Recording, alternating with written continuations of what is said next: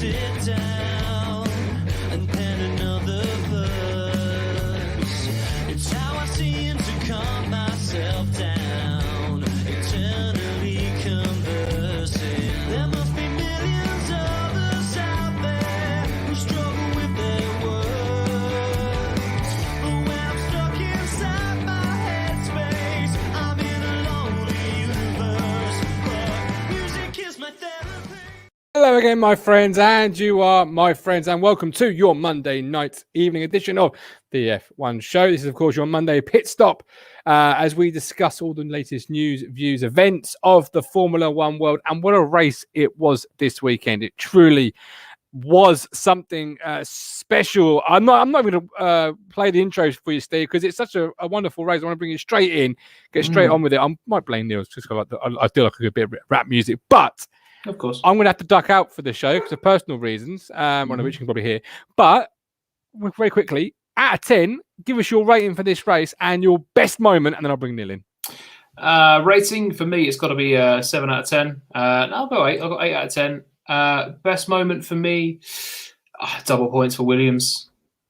Double points for Williams. Best moment for you. Neil, welcome into the conversation. Glad you could join us. The best thing about double points for Williams is Latifi's got more. Yeah, you can't make it up, can you? Russell finally gets his points. And the better driver of the two. You're naughty. You're naughty. You can't make it up. He went there early. I think it's taken, about 2 minutes, a minute of which is an intro for you to just go straight in for the kill. Boom. One of the first things we spoke about yesterday, to be honest, was that Russell finally gets his points for Williams after 2 years, and his teammate is just still one place ahead of him anyway. So lots to unpack. I'll leave you two to it. Enjoy it. I'm back towards the. I mean, it's just typical. All that time, and Latifi being bang average, and suddenly, I mean, that was fantastic. You know, every driver, even in Mike, even in Jacob, hello, every driver who avoided that turn one crash, fair play. I don't even know, where do you start with that? Well, you've got, was it Alonso got a bad start? No, it was Vettel that got a terrible start. Vettel got and then it just opened up for him. Yeah. The fact that he got such a bad start meant that the crash had happened and then he went through the corner. Yeah. It's, oh dear. It was watching the onboard of him and Ocon. And I can't remember, I think it was Vettel's onboard. And you just saw him drop almost right to the back. And then Stroll just comes out of nowhere. Just wipes out Leclerc. Yeah, he comes from the left, doesn't he? He tries to miss either, I think it's Alonso he tries to miss. He misses him, and then he tries to miss Leclerc, takes to the grass and wipes him out. Yes. Oh dear. There was a lot of amateur starts there. I mean, Bottas in particular was awful. What a legend. It was typical Bottas. Was he paid to take out the Red Bulls? It was very well aimed. It was typical because he was quicker on Friday than Lewis, and then Lewis just pipped him in qualifying, and then the race all went to hell. He got squeezed by a Red Bull and Norris, and then just decided not to brake. Well, not until it was too late. What do you think if we go to qualifying? What did you think of Hamilton's antics for the last lap? Yeah, it's all gamesmanship, isn't it? I mean, he's not the only driver to do it. You know, drivers have done it in the past. Just slow him up just enough. I don't like it, but you know, at the end of the day, was Perez going to go any quicker than him? Probably not. No. Verstappen couldn't get the lap together either. Mercedes did look quicker. I said last week that Red Bull were the team to keep an eye on this race because it seemed like a Red Bull circuit, and Mercedes just absolutely nailed it. Just straight out of the park. Well, you say that, apart from every other team pitted for slicks, and Hamilton ended up saying that Mercedes were adamant the rain was coming. So he thought they obviously knew something that he couldn't see at that moment in time. Yeah. But no, that wasn't actually the case, and he should have pitted. I was thinking yesterday, the weirdest race start I'd ever seen was the USA Grand Prix. It was the USA 2005 when you had the two Ferraris, the two Jordans, the two Minardis, but this definitely takes it because he's going lights out and away we go for Lewis. And there's just him all on his own. Yeah, and they everyone just in the pit lane. was it the car that sits at the back of the grid? He had to wait for all the cars to come out of the pit lane. Yeah. Oh dear, it was terrible. And then my heart sort of sank a bit because George managed to jump everyone coming out of the pit lane and he was running second. So you think, well, Hamilton's still got to pit, so George is going to be leading this race. And then it just shows a camera pans to him sort of really slow by the side of the track. And I was thinking, you've got to be kidding me. Has he seriously got a problem? Just after this. And it turns out it's because he undertook a load of people in the pit lane. Because his pit, back. Yeah, because his pit box is further along. He went past the whole load to get to his pit box, and he wasn't allowed to keep them. Yeah, so it's a shame. I mean, I'd rather obviously that than him actually be out of the race. But you spoke about the fact that Russell, finally got some points, but Latifi, Mr. Bang Average, was ahead of him. What did we get from Ricciardo? A track that he loves. Yeah, and he didn't do a thing. I said again, I think I jinxed it because I said last week, watch out for Ricciardo because Silverstone, it looked to be back to the Ricciardo we know and love, and just nowhere all weekend. And yeah, it seems that he's finally getting a grip with that McLaren, and it's a circuit he's won on before, and it's his sort of circuit. Those sort of corners where you can just send it, break at the last minute, and just nip a place up, and he loves that sort of thing. So. I don't know where he was. It's heartbreaking. It really is, because he's such a nice guy. I love the guy. He's a great driver. There's no denying that. But when you've got Norris in that car week in, week out, sticking it in the top 5, and Ricciardo can barely make it into Q3. He wasn't allowed to stick it in the top 5 this race, was he? No, thanks to Bottas. Yeah. His record's now done. Yeah, that's the first race out of the points for him this season. Only the second time he's been out of the top 5, which is incredible. When you think you're in a McLaren and you've got teams like Mercedes and Red Bull around you, and Ferrari looking quick, and Ricciardo was a teammate as well. He's still third in the championship. Oh yeah, somehow. He's still because his nearest rivals didn't score points either. Because I think who was fourth? Oh, Fernando, wasn't he? Because Carlos Sainz eventually got third, obviously because Vettel. Heartbreak. Can you imagine the scenes if Vettel had managed to win that race and then got disqualified? I saw he pulled over and he went for a jog, and you knew from that moment that he must have pushed it quite hard, and then you find out that there wasn't enough fuel for the test, so disqualification. No. Oh, that comment, Zach Ips F1, it looked so weird seeing him at the start all by himself, and then I'm used to looking sort of down here on the TV screen for the 2 Williams cars, so I was having to look up here. It was brilliant. The Latifi still third. He's still in third. It's amazing. But I knew he was going to drop back eventually, but there was a bit of a train behind him. No one could pass him because it's such a difficult track to actually pass on.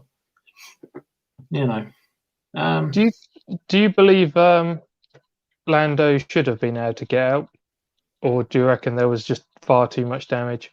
Because they've radioed in early on to the FIA saying they won't be restarting.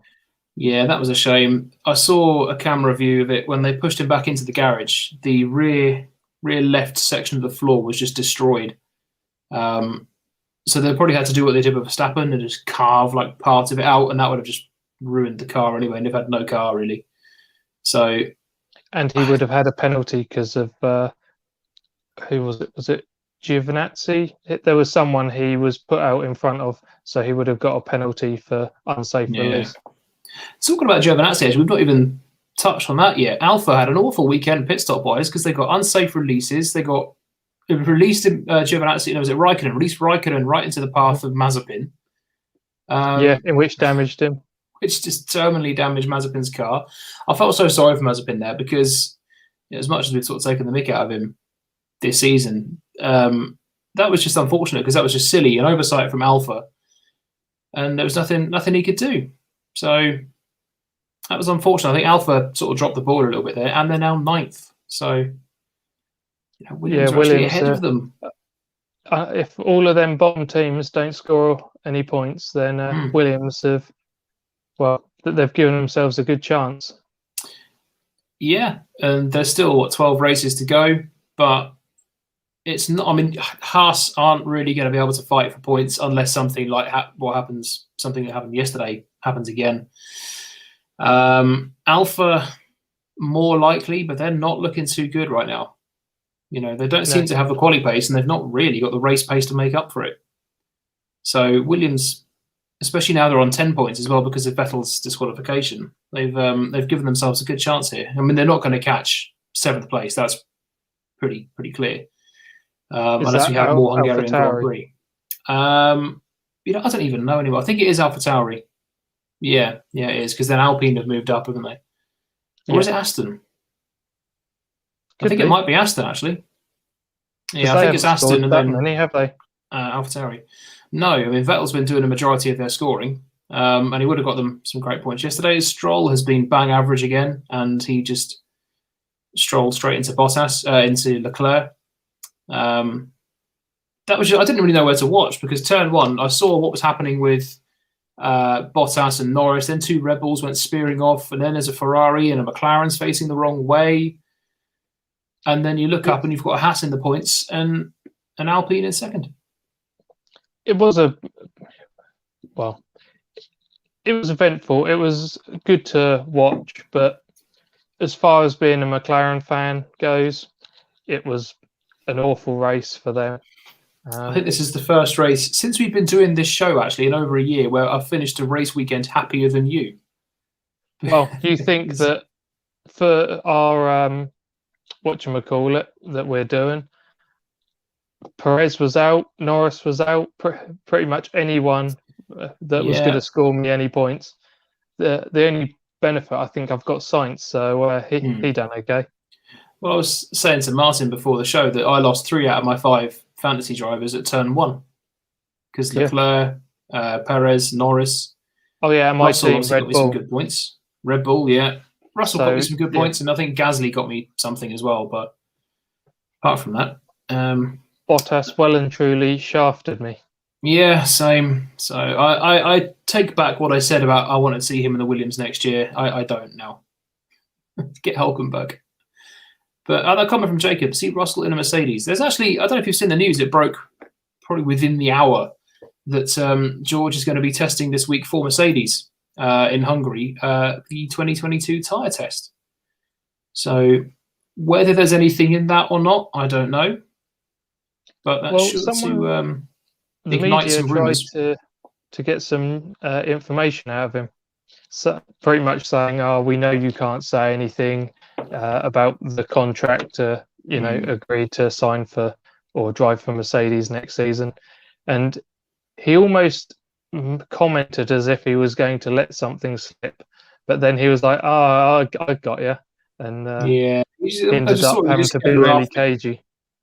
He just kept laughing. He's, you've got me now. Yeah, it's because we know. He's probably got a very strong suspicion, if he's not already been told, that he's going to be in that seat next year. So whether they're, and obviously this has just basically done nothing for Bottas, because if he's trying to prove that he's the right man for the team, he's not done that, because he's caused them a hell of a lot of damage, and he's got himself a penalty for the next race as well, 5-place grid penalty, as has Stroll. And Russell has managed to finish 8th place in the end in a Williams. I mean, yes, there were so few runners comparison to normal, but still, he was in a slower car and he had those guys around him. He had Verstappen around him, Ricciardo. So I think Schumacher had a good battle at the start of the race, didn't he? Schumacher was doing really well. I was really impressed with him, because that car should not be where it was. No. And I'm in sort of two minds right now that I want him to score points for Haas, but I don't want Haas to score points, because obviously that just takes them closer to Williams. But I think just that battle Schumacher had with Verstappen was getting very sort of edgy your seat stuff, and they actually ended up in contact as well. But he was doing really well. So there's elements of his father about him, which I do like. Yeah, Verstappen in the end was, you're not holding me up any longer, and pretty much, yeah. I think when the contact happened, Schumacher was trying to close off a door that was a bit late to close. He was, his car was already through, wasn't it? Yeah. And he had to just give that one up. Yeah, and there's a comment from Mike Baker there. Bottas, he plays second fiddle to Lewis. Russell won't want to do that because Russell is a young guy. He wants to be world champion. He's still got his whole career ahead of him. Bottas is probably closer to the end of his career now than the start. He's not going to want to play second fiddle to Lewis, regardless of how many championships Lewis has won. It'll be strange if Russell was really, really quick and Hamilton had to play second fiddle to him.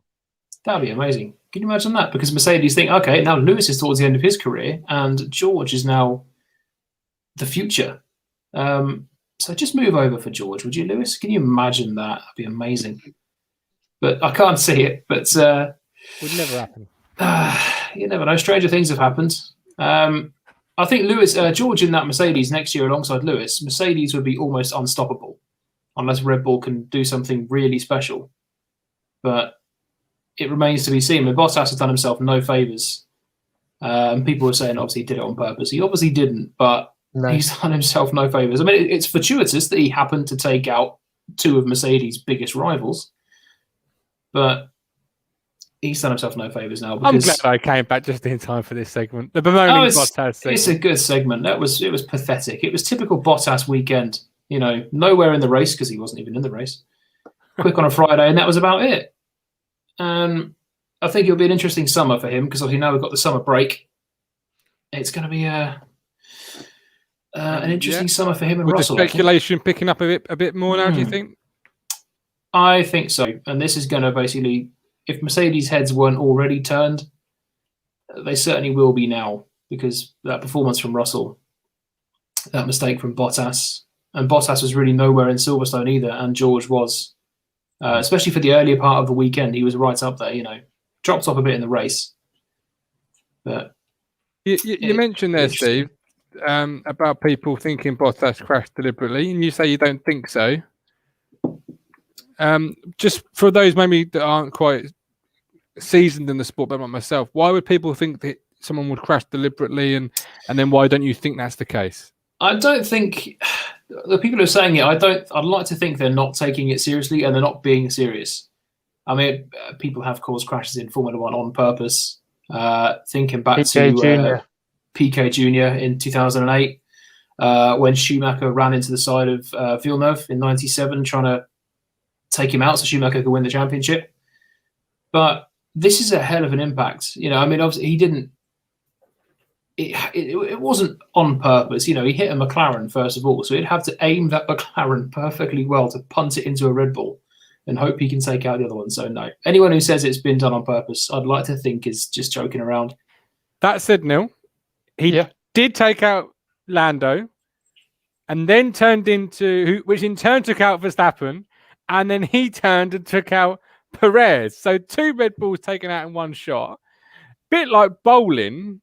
It couldn't, if you're Lewis Hamilton, there couldn't have been a better set of drivers involved, could it? No, you think from where Lewis was sitting, that couldn't have been any more perfect. It was only then after the red flag where they shot themselves in the foot and didn't keep the lead. If they had gone to a safety car, they could have gone into the summer with, you know, a win under his belt, an easy win at that. But he went in with some points. Yeah, he's now 8 points clear in the championship. He's back clear the championship. He got the points he needed. Verstappen's got 2 weekends on the bounce where he's come up short. Yeah. You think, though, with the fact that Ocon, you know, he done a good drive and everything. He got the win. Well done. He's now got that to his name. But what a gift. You think if any other car that didn't get wiped out at the start of that race, like Lando or anyone, whoever, they're quicker than his team, so anyone left would have taken the win instead. If it was a normal race, it would have been a Hamilton, Bottas, Verstappen podium.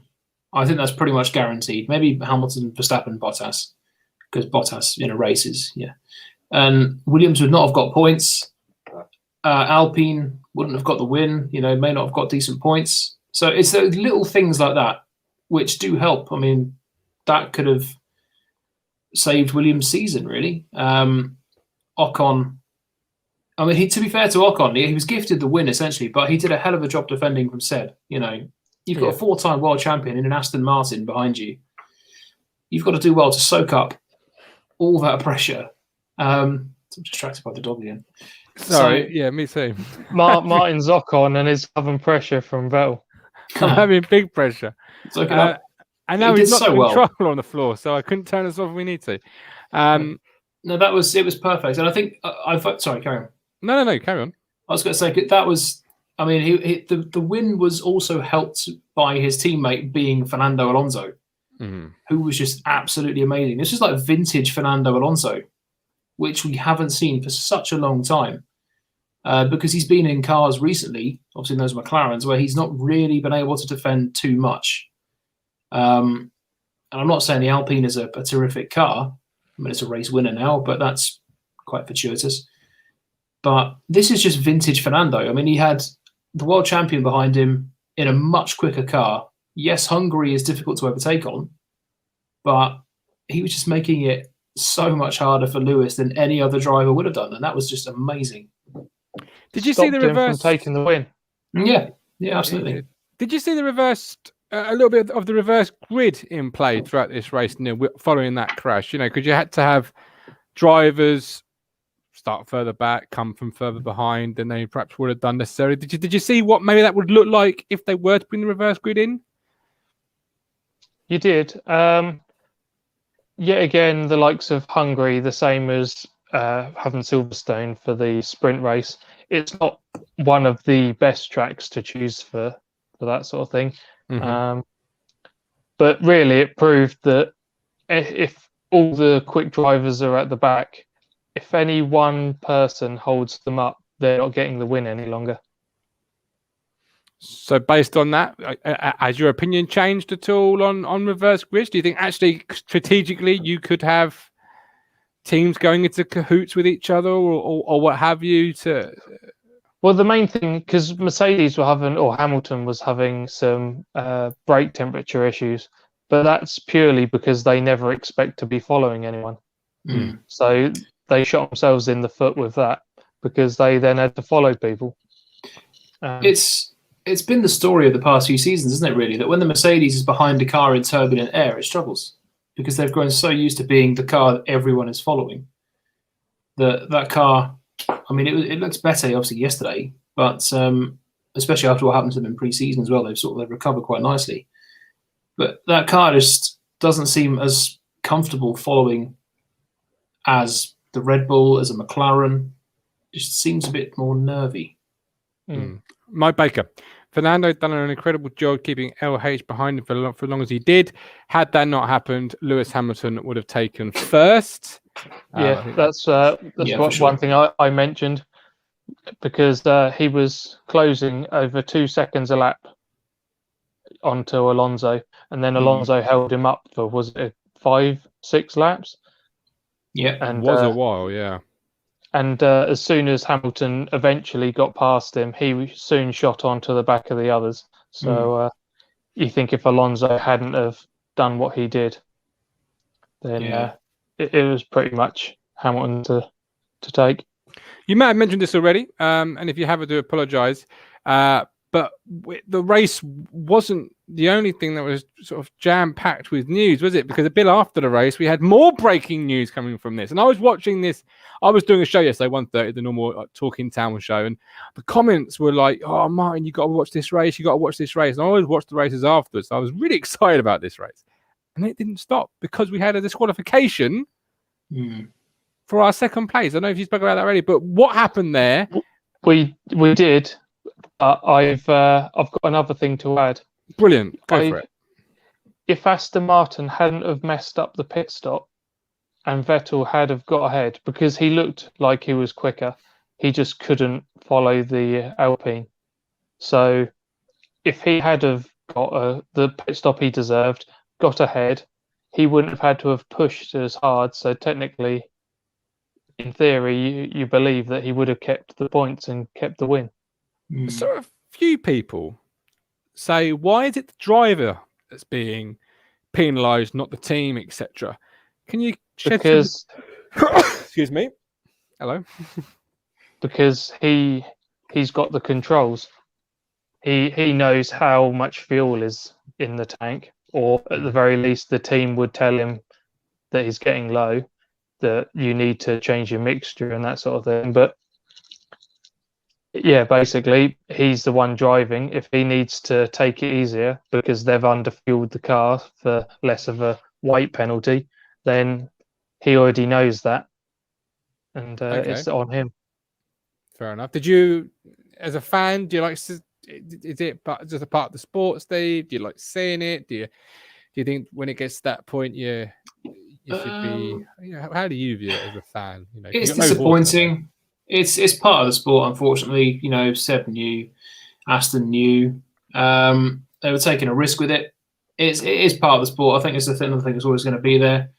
It is a shame because he did a hell of a good drive, and Alpine leave with no points from after what was a good race for him. Not so much Stroll, of course, but it hurts them more than him, because it hurts them in the constructors, and they're in a really close fight at the minute. With the guys around them. Mm-hmm. So that's who it's going to hurt more than the individual driver. It is going to hurt Seb because he got to go up there on the podium, and they're just going to go, no, thank you, and take that trophy away from him and give it to Lewis now. Yeah, the congratulations he got from the other drivers as well. And yeah, so it was almost like seeing, again, like we had vintage Fernando. It was almost like seeing vintage Seb, because he was just hunting down and getting closer and closer. It's just a shame he couldn't make that pass and take the lead. But then again, can you imagine if he'd have won the race and then been disqualified? That would have been incredible. That's where I done my bit of theory on it and believe that he wouldn't have had to have pushed so hard. So he probably wouldn't have. But then you've got at the end, the team know that he's that short on fuel. Why wasn't it, as we've seen other drivers do before? You cross the line and then you stop. Yeah, there's no issue with that. Perez obviously did it back in Baku. So it's disappointing, but it is one of those things. At the end of the day, they shot themselves in the foot with that, really. And it's helped Hamilton out massively. He's gained 3 extra points. Verstappen's gained an extra point. Williams has grabbed a couple more points. They went from 6 to 10. So I'm not complaining too much, to be honest. And what's the advantage, just to finish on that point, what is the advantage to them? To who? Running less fuel. Yeah. So why is it a huge issue? What is there advantage to it? And if it's so, what is it? I can't remember the exact amount, but Martin Brundle tells you pretty much there's a rough estimate of how much time you lose per weight of fuel, per, kilogram of fuel you have on board. Mm-hmm. And it is quite a significant amount. So no team wants to run any more than they have to, even if that means that they say put an equivalent of 60 laps worth of fuel in the car, and then they just can't run at full chat for the full 70 laps. Okay. All right. And last question before we close the show. Hawk says, sorry, late to the show. Can we have a quick update on where Neil is this week? Hashtag Neil on tour. So, Neil, where are you in the... let's have a guess. Steve, any guesses on where Neil might be tonight? I'm going to say Cambridge. Cambridge. I'm going to say Peterborough. No. Where is Mr. Moles? Where are you today, then? I'm still in Braintree. Braintree, never left Braintree. Look, so you're in the premium budget hotel in Braintree. Have you got an aircon conditioner? No, you don't need it anymore. It's not hot enough for that. If we're gonna have rain here anyway. If anything, you might need the heating because it's looking rather grim outside. Hawk says Stevenage. No. Braintree. That's where Neil joins us from tonight. Guys, it's half hour. We're done. We're dusted. We're not anywhere next week, so we're going to put together some fun content. When's the next actual race? Well, we're on to the summer shutdown now, so drivers will shut down for a bit. Factories will shut down. The next one is not until the 27th to the 29th of August, which is one of my favourite circuits, Belgium. One of the prettiest and best circuits on the calendar. Spa should be good. Brilliant. All right. So we'll put together some summer program of our own, see what we can come up with. Make it fun, make it quirky. Keep the F1 flame burning. But hopefully we'll get some good news over the summer period as well. Well, what news are you hoping for? Well, if Bottas can go and George can take his place at Mercedes, I'd welcome that. Halfway through a season? No. Just as in, like, they announced it because they want to get. Apparently, they want to get the deal done by the summer, but whether they will or not, I don't know. Well, if Mark Ashton's on the deal, it'll be done by tomorrow. But if he isn't, it won't be. Neil, any hopes for the summer? Any news you want to be hearing over this next period? Yeah, McLaren come back and end up having a fantastic car for the second half of the season. Boom. There we go. We'll do some goals of the summer in the next couple of weeks. But Steve, lead us out for tonight's show, my man. Yeah, thank you very much for watching. Thank you for getting involved. Thank you for commenting. We'll see you in a week's time, of course, 7:15 at the usual time. No race, as we've said, but we'll certainly have something. But yeah, love to see you all getting involved. Brilliant stuff. Just because we've not had the base tonight, here it is.